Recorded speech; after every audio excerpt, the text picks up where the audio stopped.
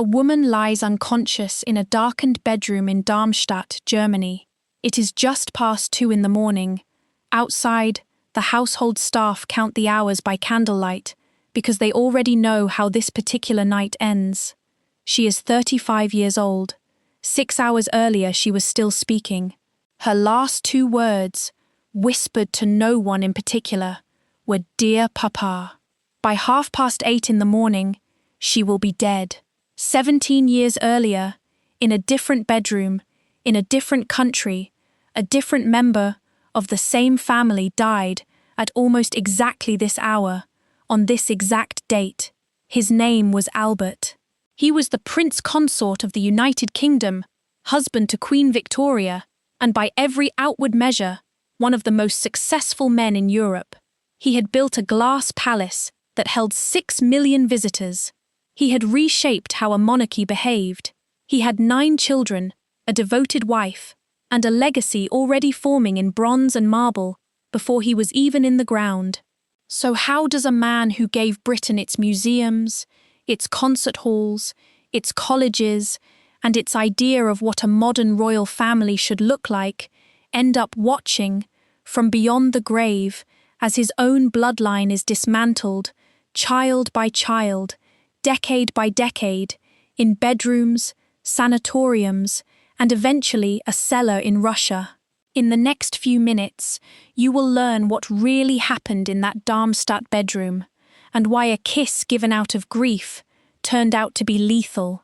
You will learn about 30 volumes of letters that one of Albert's own daughters chose to burn, and you will learn what a Hungarian monk allegedly said, generations before Albert was even born, about a curse attached to his family's name. What you are about to hear is not a story about a prince who died of typhoid in 1861. It is a story about what a family carries forward in its blood, unseen, for decades, until it starts killing the people who inherited it. Remember one date, the 14th of December. It will return. Stay with it. Albert was born on the 26th of August, 1819, in a small hunting lodge called Schloss Rosenau, in the tiny German duchy of Saxe-Coburg-Saalfeld. It was not a wealthy household by royal standards, more a well-connected one. His family's real asset was not land, it was marriage. For generations, the House of Coburg had specialized in placing its sons and daughters onto the thrones of larger, richer nations, a strategy so consistent that European wits eventually nicknamed the family the stud farm of Europe. Beneath the polish, Albert's own home was fracturing. His parents' marriage was already collapsing by the time he could walk. When Albert was 5 years old, his mother was exiled from the ducal court after an affair, sent away and forbidden to see her sons again. She died of cancer 6 years later, still separated from her children. Albert reportedly kept a small portrait of her for the rest of his life, hidden among his private papers. Historians have long noted a particular scene from this period. Albert, still a boy, clinging to his older brother Ernest as the only fixed point left in a household that had just lost its mother figure. The brothers were raised largely by tutors, moved between households, and taught, above almost everything else, duty.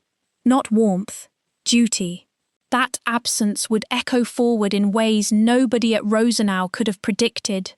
A child who learns early that love is conditional and that family bonds can be severed by a single scandal tends to build his adult life around control, controlling reputation, controlling appearances, controlling what the outside world is permitted to see. Albert would spend the rest of his life building precisely that kind of fortress around his own family. It would not be enough. There was one inheritance nobody in Coburg was tracking in 1819 because nobody yet understood what it was. Genetics as a science did not exist. Nobody could have looked at baby Albert, or at baby Victoria, born the same year in Kensington Palace in London, and known that one of them was quietly carrying something that would not surface for 2 more decades, and that when it did surface, it would not come from Albert's side of the family at all. By 1837, Albert was touring Italy, absorbing art and architecture, while his English cousin ascended to the British throne at the age of 18. 2 years later, he crossed the Channel to meet her properly. What followed looked, on paper, like the beginning of a fairy tale. A handsome German prince, a young queen already smitten by his portrait, an uncle in Belgium quietly arranging the whole affair like a chess match. Move forward now, to the wedding, because the fairy tale is where the trouble actually begins. They married on the 10th of February 1840 at the Chapel Royal, St. James's Palace. Victoria proposed to him. Protocol required it, since no one could propose to a reigning queen. Albert accepted, and within 2 months she was pregnant. Over the following 17 years, she would give birth to 9 children. Every single one of them survived infancy, a statistic so unusual for the era that biographers still comment on it. Albert was not popular at first. Parliament refused him the title of king consort. The aristocracy found him stiff, foreign, overeducated. But what the aristocracy rejected, the emerging British middle class embraced. Albert built his authority not through inherited privilege, but through relentless, visible competence, chairing royal commissions, championing education, quietly rewriting his wife's correspondence, sitting in on her meetings with ministers until one clerk of the Privy Council remarked that Albert was, in his words, king in all but name. Then came the summit. On the 1st of May 1851, Queen Victoria opened the Great Exhibition inside a vast glass structure in Hyde Park, 1,800 feet long, built in under 9 months and standing 3 times the height of St. Paul's Cathedral. Over the following 5.5 months, 6 million visitors walked through it, at a time when the entire population of Great Britain was roughly 20 million. It turned a profit of £186,000, money Albert steered into 86 acres of land in South Kensington, land that would eventually hold the Natural History Museum, the Science Museum, the Royal Albert Hall, and Imperial College. Everything. He had built everything. But even at the summit, one detail sat quietly, unremarked, in the nursery. Their 8th child, a boy named Leopold, born in 1853, was not thriving the way his older siblings had. He bruised too easily. A minor bump could swell for days. The royal physicians noted it, filed it away, and did not yet have a name for what they were seeing. Within 3 decades, that unnamed thing in the nursery would travel through marriage beds in Germany, Spain, and Russia and help end an empire. Nobody at the Great Exhibition knew that yet. Move forward now to 1961. No, move forward to 1861, because that is when the fortress Albert built around his family started, quietly, to come apart. Before we go any further, you need to understand one thing about Albert's household.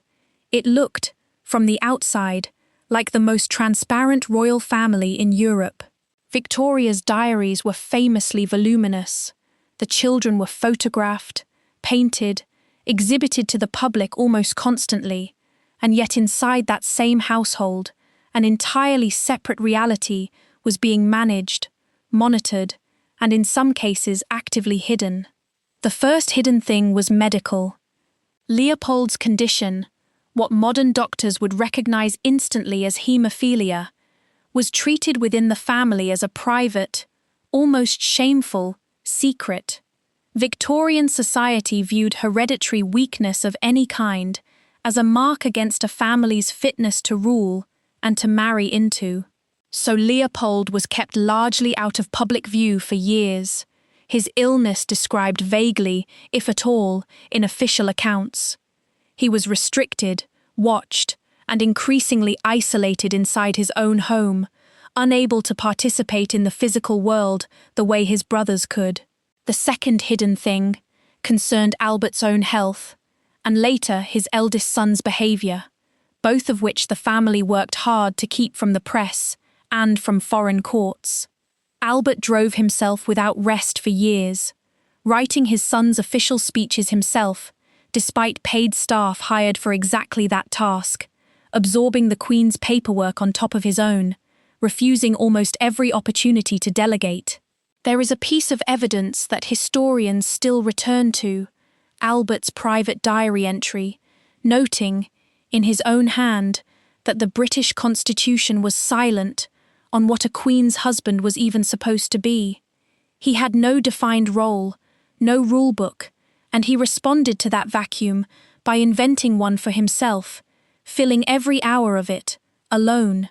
What his wife and children did not fully see, at least not until it was too late, was the physical cost of that self-imposed workload. 2 years before his death, Albert was already complaining of rheumatism, toothache, and stomach pains that came and went without explanation. He believed, at one point, that he had contracted cholera. None of this reached the newspapers. None of it, really, reached his own family with the seriousness it deserved.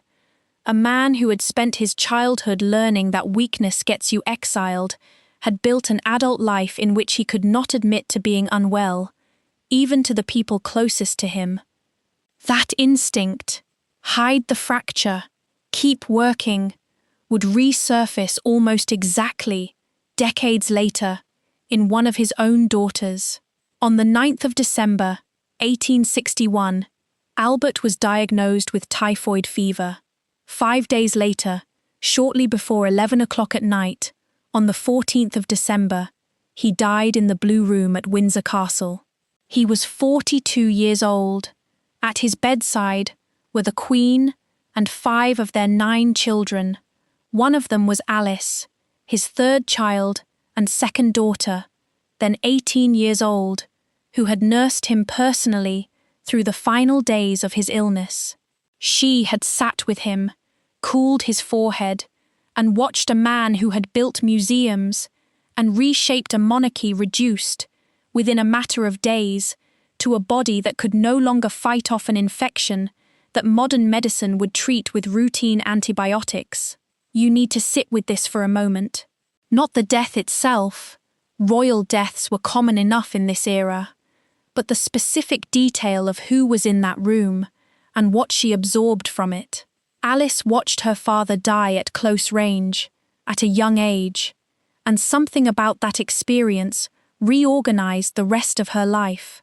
Within months, she was acting as her grief-stricken mother's unofficial secretary. Within a year, she had trained herself, informally, in nursing, an interest that would eventually put her at the bedsides of soldiers, of her own dying grandmother, and finally, at the bedside of her own children. Modern medical writers have since revisited Albert's death certificate.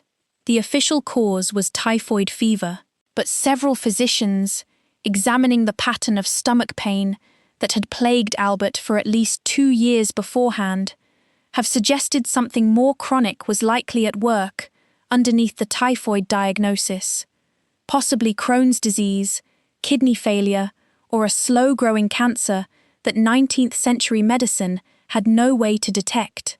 Here is the detail I want you to hold on to, because it will not make sense yet, and it is not supposed to. The 14th of December, 1861, was a Saturday. I told you to remember that date. I will return to it, because it does not stay in 1861. It returns. Queen Victoria never recovered. For the remaining 40 years of her life, she wore black. Albert's rooms, in every royal residence, were kept exactly as he had left them. Hot water carried in each morning, linens changed daily, as though a man who had been dead for decades might still walk in and require them. It is easy to call this eccentric. It is harder and more accurate To call it what the household staff who performed this ritual for 4 decades understood it to be: a woman refusing, every single morning, to finish grieving. What happened next did not stay contained to the Queen. It moved outward, into her children, and it moved forward, into a date that had not yet arrived. Here is the part that no biography written for a general audience has ever fully sat with. The years immediately after Albert's death did not just produce a grieving widow. They produced a household organized entirely around the maintenance of grief, and inside that household, several of the children were quietly absorbing lessons about duty, sacrifice, and self-erasure that would define, and in some cases end, their own adult lives. Alice, now effectively her mother's secretary and caretaker, married the following year, in July of 1862, to Prince Louis of Hesse. The wedding took place at Osborne House, while the court was still in deep mourning. Alice wore white for the ceremony itself, but black before and after it. Even her wedding day was scheduled around her father's absence. She moved to Darmstadt, a modest German court compared to the grandeur she had grown up in, and there she built the life her father's example had trained her for: relentless usefulness. She founded a nursing organization. She managed field hospitals during the Austro-Prussian War while pregnant with her 3rd child. Queen Victoria, watching from England, actually grew uneasy at how direct and clinical her daughter had become about medical matters, warning another daughter in a letter to be very silent and cautious around Alice on such subjects. Meanwhile, back in England, Leopold's condition was worsening in ways the family still could not discuss publicly. He required near-constant supervision. Any fall, any cut, any bruise carried a risk that healthy children simply did not face. He was, by every account, intelligent and eager for a normal life. He attended Oxford, became president of the university's chess club, and formed friendships with figures like the writer Lewis Carroll. But his access to the ordinary experiences of adulthood, marriage, travel, independence, was constantly narrowed by a condition the family had no real vocabulary for and no way to treat. And in Darmstadt, tragedy arrived first, quietly, in 1873. Alice's young son Friedrich, 3 years old, nicknamed Fritty, was playing with his older brother Ernest near an open window. He fell through it, 20 feet onto a stone terrace below. He died that evening. He had inherited his uncle Leopold's condition. The internal bleeding from the fall could not be stopped. This is the first small tear in a pattern the family did not yet have a name for.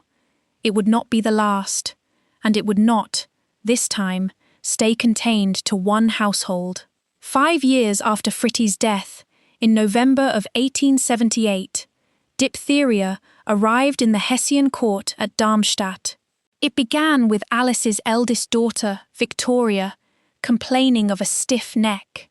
Within days it had spread to 4 more of Alice's children, and then to her husband.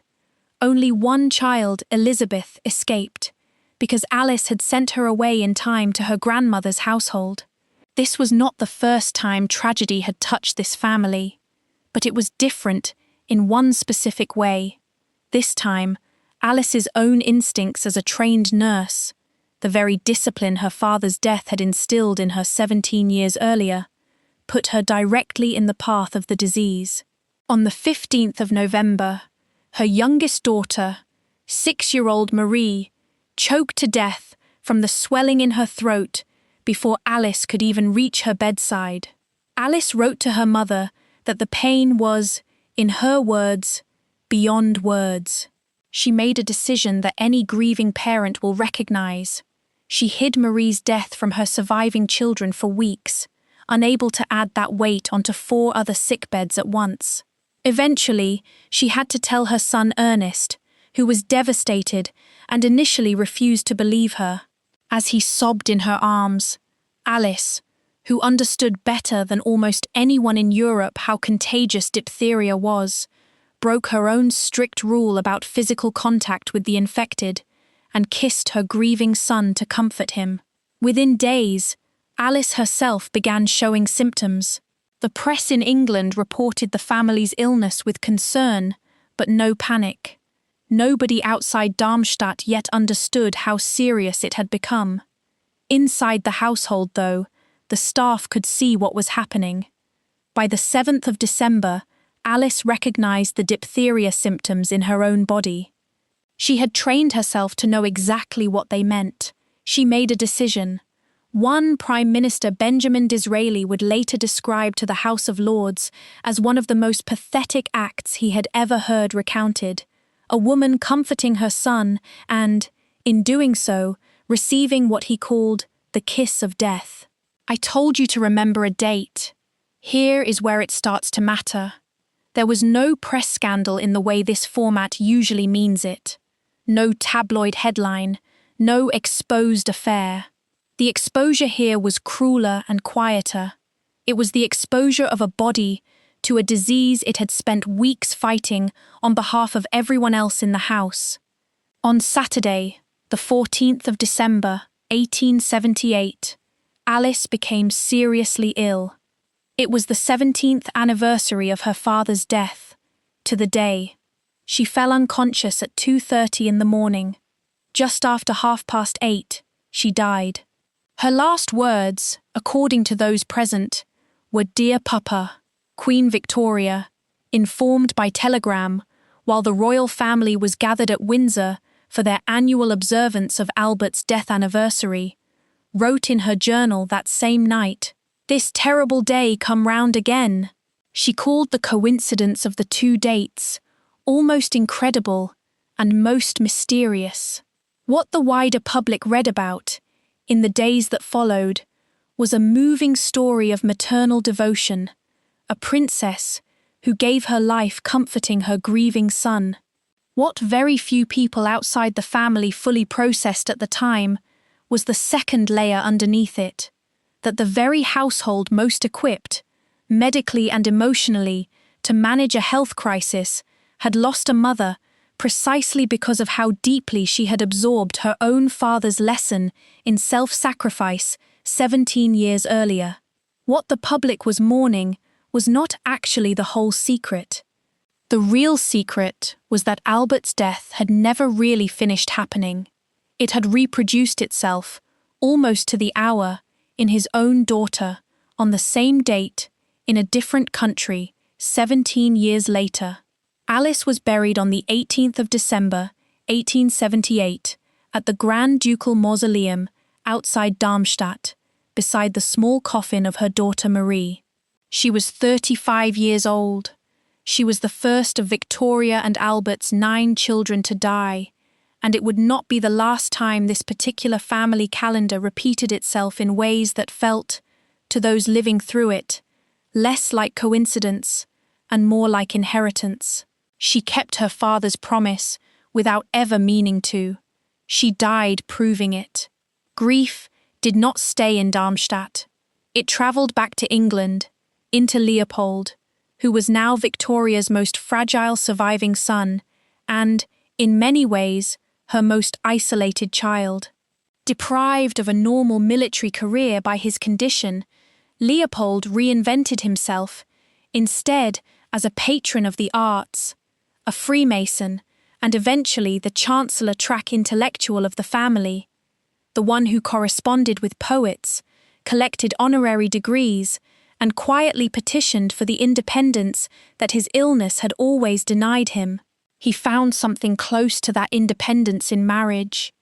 In 1881, after being turned down by several prospective brides who balked at his medical history, Leopold married Princess Helena of Waldeck and Piedmont. He wrote to his late sister Alice's widower that he was, in his words, so overjoyed he could barely contain it. Here is the first of the 3 details I promised you at the start of this video. In February of 1884, on doctor's orders, Leopold travelled alone to Cannes, in the south of France, seeking relief from the joint pain that came with cold English winters. His wife, pregnant with their second child, stayed behind and urged him to go anyway. They wrote to each other daily. In his final letter, written the night before, he asked her to join him if she could. On the 27th of March, at his rented villa in Cannes, a house called Villa Nevada, Leopold slipped on a tile floor. He struck his knee, he hit his head. He died in the early hours of the following morning, apparently from a cerebral hemorrhage. He was 30 years old, the second of Victoria and Albert's children to die, and the second to die from a condition their household had spent his entire life trying to manage in private. His posthumous son, Charles Edward, was born 4 months later and would go on to inherit a German duchy that history would later force him to renounce entirely. But that story belongs several sections ahead. For now, notice what has happened. 2 of the 9 children Albert and Victoria raised inside their carefully controlled fortress are gone before the age of 40. One died from an inherited condition nobody in the family fully understood when Albert was alive. One died repeating, almost to the day, her father's own death. The pattern was no longer a coincidence anyone could easily dismiss. Not every figure who reshaped this family's fate was a doctor or a spouse. Some were simply the children themselves, grown into adults, carrying something they had inherited without ever choosing it.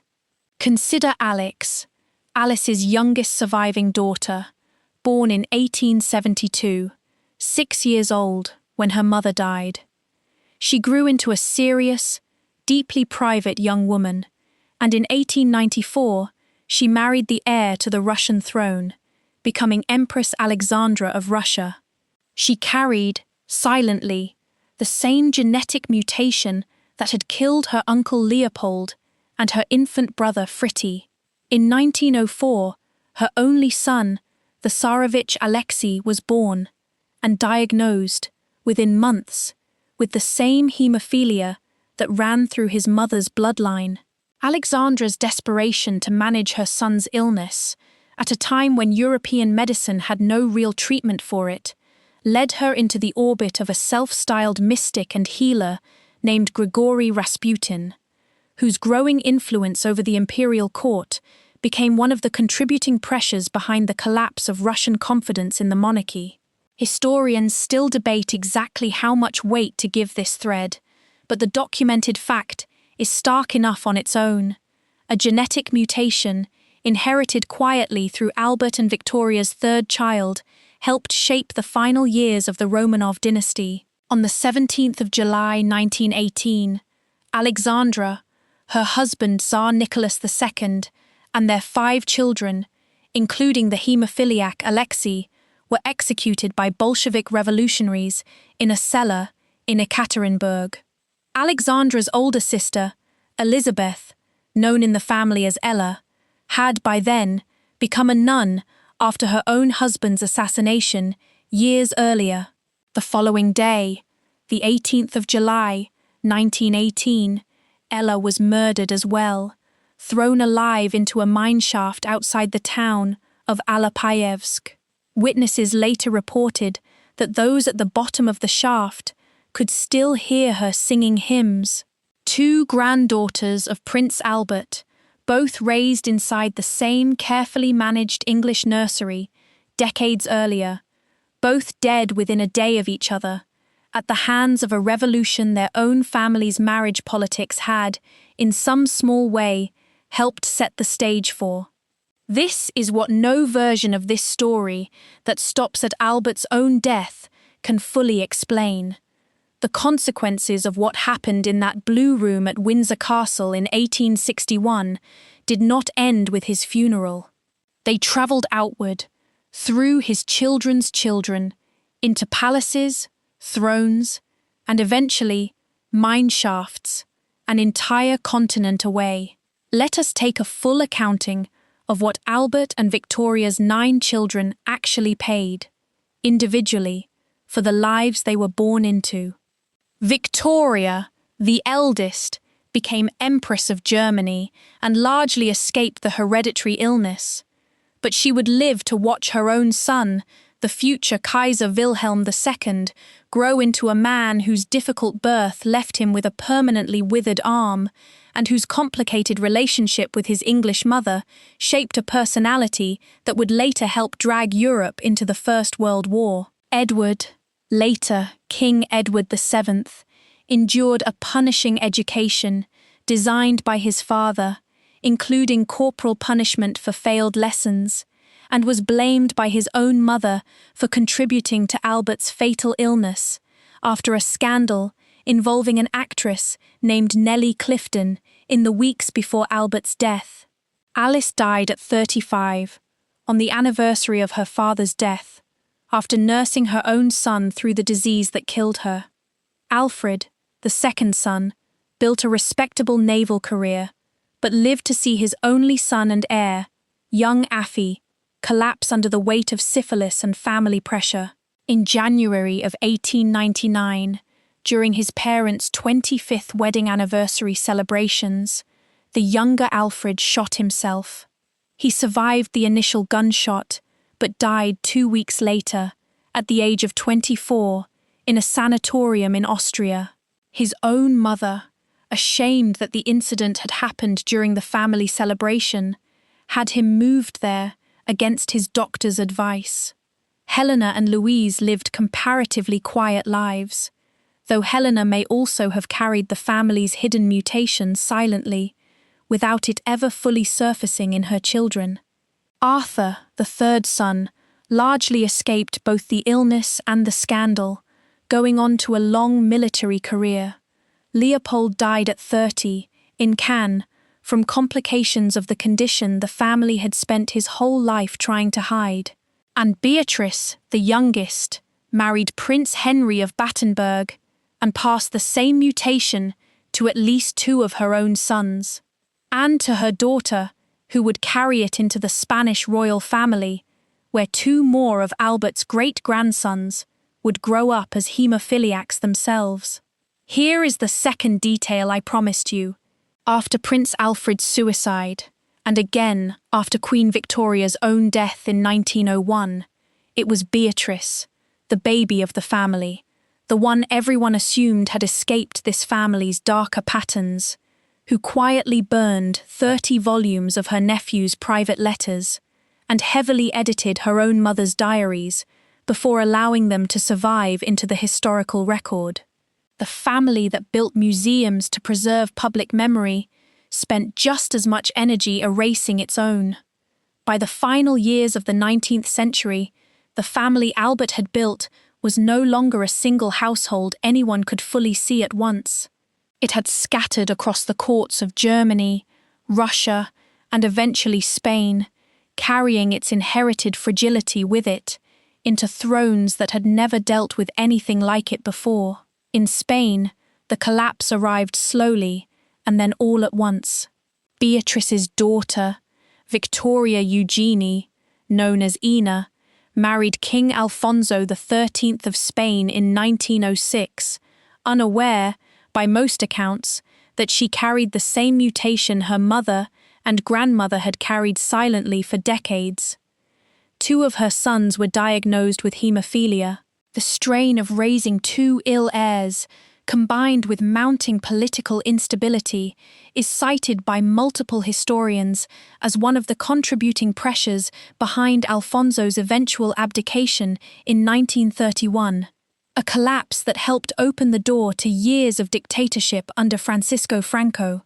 The financial and physical specifics of this decline are worth stating plainly. Where Albert had spent, in 19th century money, tens of thousands of pounds building glass palaces and cultural institutions meant to outlast him, his descendants 2 generations later were managing sick rooms, sanatoriums, and eventually, for the Romanovs, a single guarded house in Ekaterinburg with boarded windows, watched around the clock by revolutionary guards.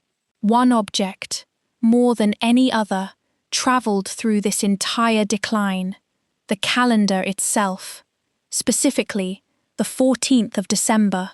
Queen Victoria observed it every single year, for 40 years, as a day of formal mourning, gathering her surviving family at Windsor.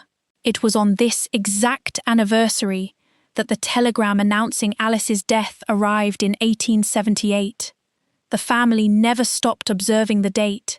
They simply kept adding names to what it meant: who visited whom during this long unravelling, and who stayed away, tells its own story.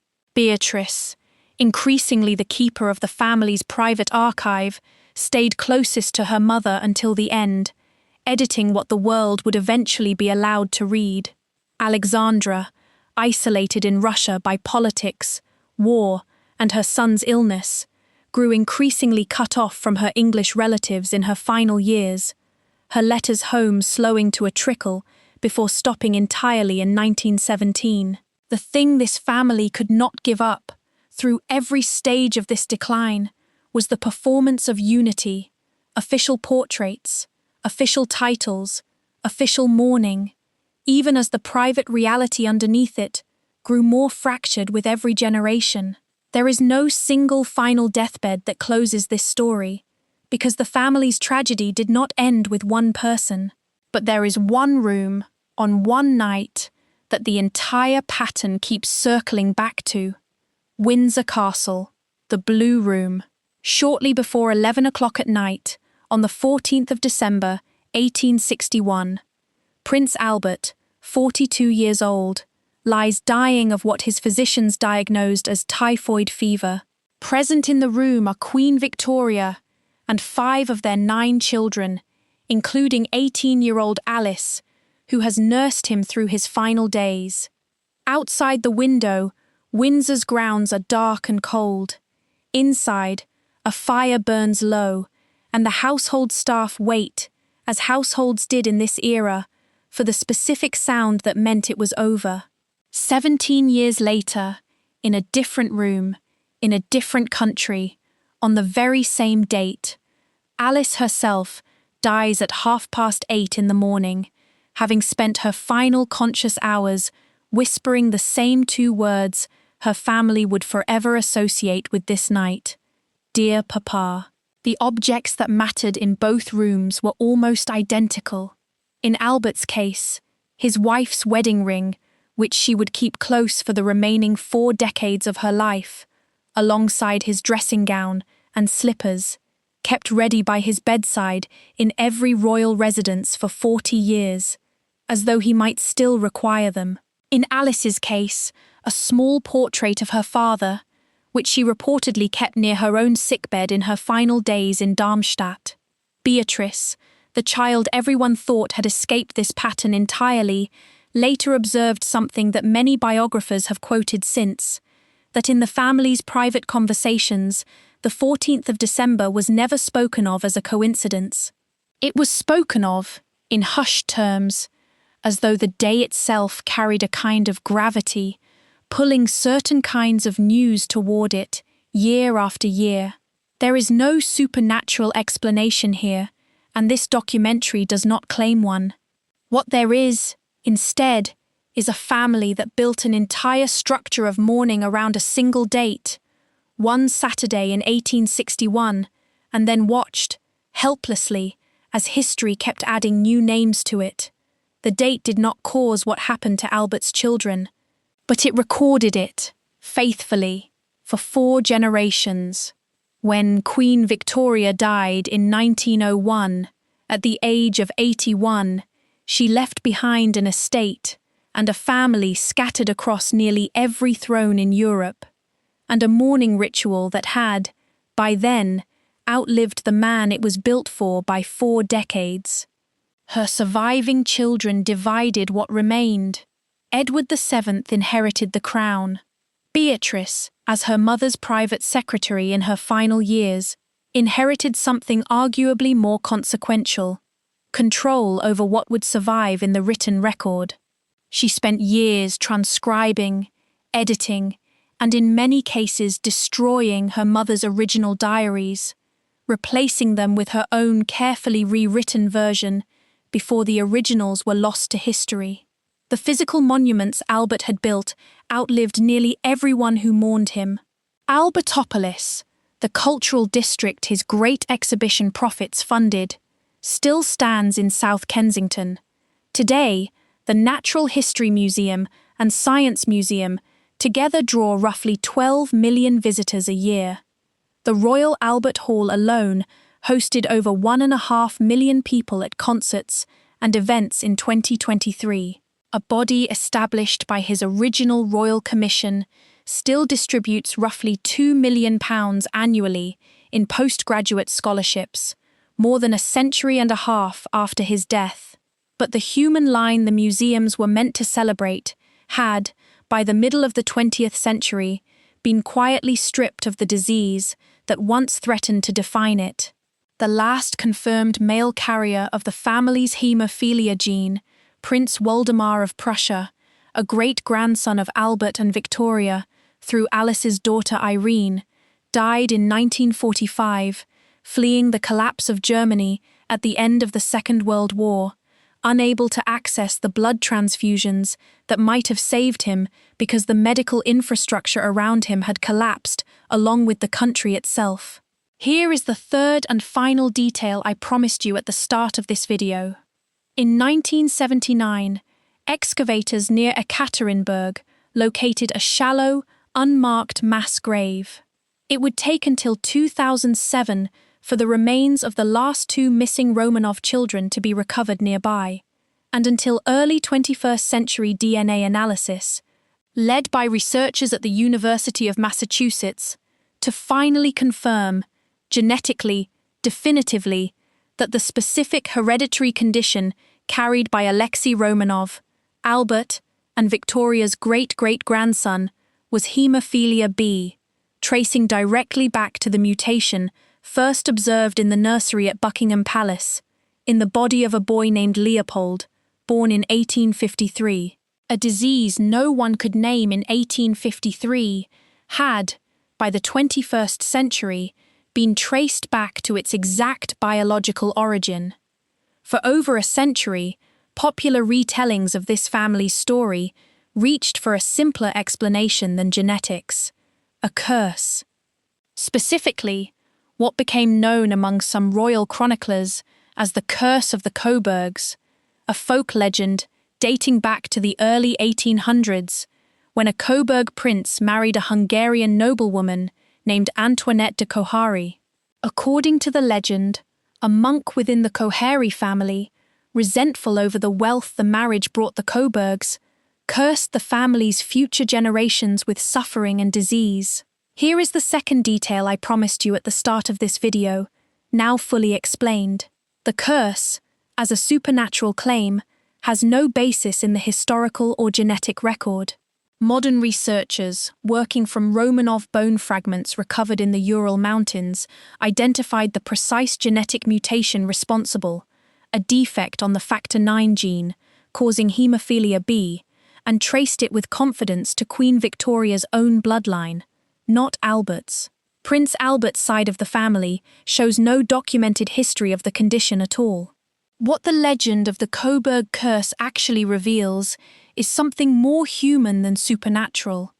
A family that inherited a devastating, invisible medical condition in an era with no genetic science to explain it, and reached instead for the only explanatory framework available to them: folklore, blame, and a story about ancient wrongdoing that could at least be told out loud, unlike a diagnosis nobody yet understood. What the press and popular history called a curse was in fact a mutation, most likely arising spontaneously in Victoria herself, or possibly in her father, whose advanced age at her birth is now recognized by geneticists as a known risk factor for exactly this kind of spontaneous genetic change. The most quietly devastating detail to emerge from later research is this: Queen Victoria, writing privately to her eldest daughter years before anyone understood the disease, worried openly about what she called the family's lymphatic blood, and pushed for marriages that would bring in what she termed fresh blood. She was searching, in her own limited 19th century vocabulary, for exactly the kind of genetic diversity that modern medicine would later confirm as protective. She sensed something was wrong in her family's inheritance, decades before anyone could tell her what it actually was. This is not a story about a curse laid on a Hungarian estate. It is a story about a family carrying something forward in its blood, unseen, for generations, and slowly, painfully, beginning to notice the pattern before anyone had the science to name it. Return, one last time, to the Blue Room at Windsor Castle. It is shortly before 11 o'clock at night, on the 14th of December, 1861. A man who built glass palaces and reshaped a monarchy is dying of an illness his own doctors could not correctly diagnose. Beside him, an 18-year-old daughter watches, memorizing without knowing it the exact shape of a death she will, 17 years later, on the same date, in a different country, repeat almost line for line. That date, the 14th of December, is the object this entire story keeps circling back to, not because it holds any power of its own, but because a grieving family kept returning to it, year after year, decade after decade, until it had absorbed the weight of everything that followed. A princess's death by kiss, a prince's fatal fall in Cannes, a suicide during a wedding anniversary, a mineshaft outside a small Russian town, a cellar in Ekaterinburg. So how does a man who built the Royal Albert Hall, the Natural History Museum, and Imperial College end up watching his own bloodline dismantled across 4 generations and 3 empires? Not through any curse, through something quieter and more ordinary than that. An invisible genetic mutation, almost certainly carried by his wife, rather than by him, moving silently through marriages that were arranged for political advantage rather than medical caution, in an era with no way to see it coming. Albert built institutions designed to outlast memory itself. They succeeded. 12 million people a year still walk through the museums his exhibition profits funded. And in the same span of history, the family those museums were meant to honor lost a daughter to diphtheria on her father's death anniversary, a son to a fall in the south of France, a grandson to his own hand, a great-granddaughter and her haemophiliac son to a firing squad, and another great-granddaughter to a mine shaft, still singing hymns as she fell.